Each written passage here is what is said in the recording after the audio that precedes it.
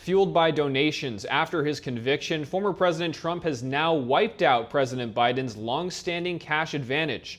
But the shift doesn't mean Biden is losing in the effort to reach key voters. NTD's Iris Tao has more from the White House. Just 2 months ago, President Biden had a nearly $100 million cash edge over former President Trump. But the latest campaign filings show that Trump has now virtually erased that gap by raising a stunning $141 million in May together with the Republican National Committee. Biden, meanwhile, raised $85 million, which is still very robust, but just falls short compared with his rival. Combined, Trump and the RNC now have $170 million on hand at the end of May, overtaking Biden and the DNC. The shift is fueled by Trump's historic conviction in New York. Trump's campaign says 1/4 of May's donors were new, and Trump said this last week. And since the rigged trial in New York, my numbers have increased substantially. And fundraising, by the way, is, I believe, the highest numbers in the history of politics, just like these crowds. But to be fair, Biden's campaign has been spending a lot more than Trump's, especially on advertising and staffing in key battleground states. And Biden's campaign emphasized that Trump's new numbers would not translate to boots on the ground tomorrow. Instead, Biden's campaign says it has used its early cash lead to target voters in key battleground states, and Trump would not be able to catch up. Still, Trump is leading in swing states, though new polls this week show Biden gaining ground with independent voters. And those are exactly whom Biden's campaign is trying to break through to with his massive ad bites, as these voters might not have made up their minds or just haven't tuned in much until now. Biden's been working, lowering health care costs and making big corporations pay their fair share. And we'll see this increasingly heated cash race play out next week on the day of the debate. President Biden's campaign will send 3 Democratic governors to a fundraiser in Los Angeles, and Trump will send a wide range of Republican VP hopefuls to raise cash right in Atlanta, where the debate will take place. Reporting from the White House, Iris Tao, NTD News. Democrats are trying to make inroads with content creators in a bid to attract young voters. For the first time ever, social media influencers will get to access similar traditional media outlets that they cover the Democratic National Convention. That's where Democrats will formally meet this August to select President Biden as their nominee. Content creators will have full access to interact with surrogates and VIP attendees. This is because influencers play a critical role in how Americans will view the election. That's according to DNC Director Sienna Mackey-Nance.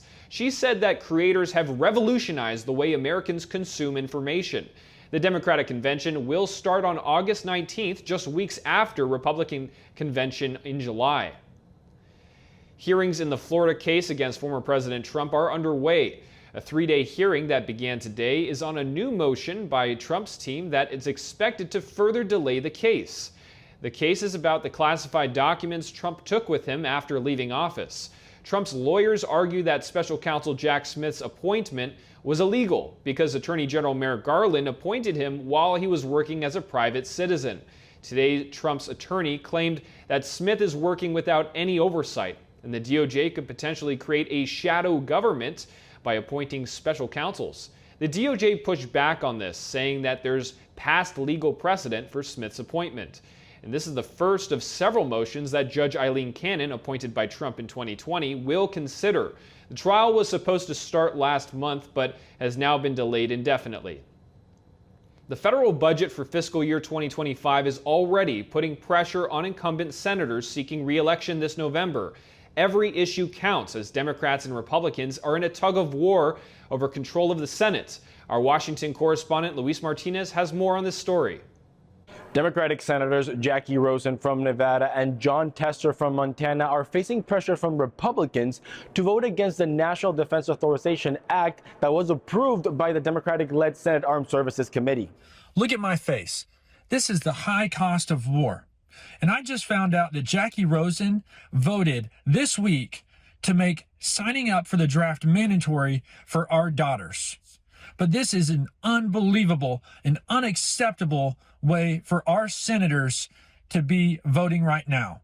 Nevada Republican senatorial candidate Sam Brown, a U.S. Army Afghan war veteran, slammed Senator Jackie Rosen, who sits in the Senate's Armed Services Committee, for voting in favor of the National Defense Authorization Act markup that mandates for all women over 18 to register for selective military services.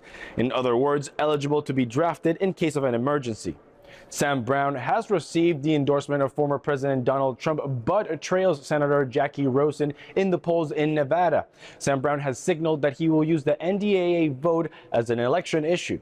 Our daughters will not be forced into a draft. You should be ashamed of yourself, Jackie Rosen. You'll hear more from me on this later. America, Nevada, voting in November counts, not just for us, but literally for our daughters. Senate Armed Services Committee Chairman Senator Jack Reed has defended that provision, arguing that the U.S. will need every able-bodied citizen in the case of an emergency. Senate Majority Leader Senator Chuck Schumer has not weighed in on the matter, and Senate Minority Leader Mitch McConnell has urged Schumer to put the NDAA on the Senate floor for a vote. Reporting from Washington, D.C., Luis Eduardo Martinez, NTD News. Thank you for watching the Capitol Report. If you want to see our full broadcast, check us out at epochtv.com.